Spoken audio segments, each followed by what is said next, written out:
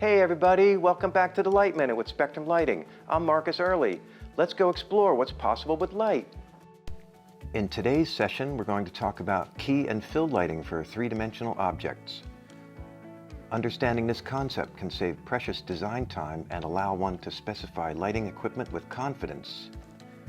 Derived from theater lighting and portrait photography, a key light is the main source of light to illuminate an actor, model, and all sorts of objects from jewelry to floor and window, retail displays to sculpture. Typically, a narrow to medium beam angle with a minimal field angle and adequate center beam candle power is used for the key light. The location and aiming angle, usually between 15 and 35 degrees from vertical, are within your control, as dictated by spatial conditions and the texture of the object. The steeper the angle, the longer the vertical shadows will be. The key light by itself can result in high relief and strong shadows, which could be undesirable. There can be more than one key light. Multiple key lights would typically be in nearly the same position and have the same aiming angle for consistency of highlights and shadows. The fill light fills in the shadows from the key light, typically from an imposing direction, which you decide, to create a lighting composition that satisfies the visual design criteria. Key and fill lighting results in a light level ratio at the object, which you are in control of. The key-fill ratio could be nearly uniform, 1:1, or of high contrast, such as 8:1, for a more dramatic effect.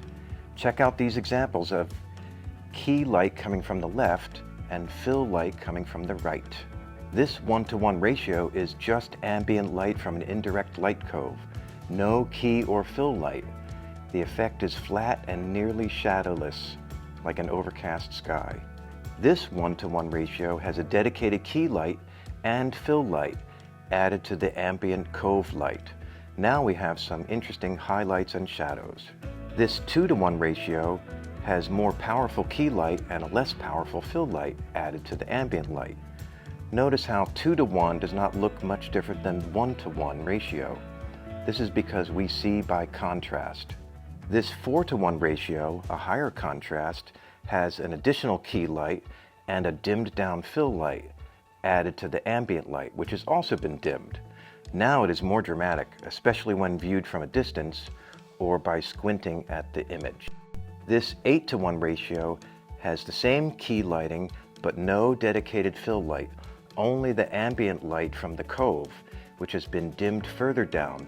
Now we have very dramatic highlights and shadows, but the details can still be seen within those shadows. As we have just seen, fill light does not need to be a dedicated light source. It can be bounce source, such as from an indirect cove light, or from an adjacent illuminated wall.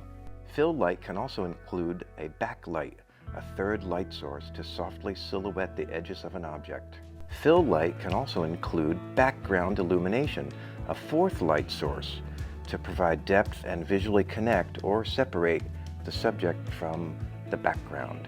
Of course, there's more to it than key and fill lighting. Our ability to see also relies on the contrast between different colors and materials and textures, not just contrasting light levels. At Spectrum Lighting, we care about the results of the quality of your project. If you have questions, please post them below. And stay tuned for the next Light Minute with Spectrum Lighting. Thanks.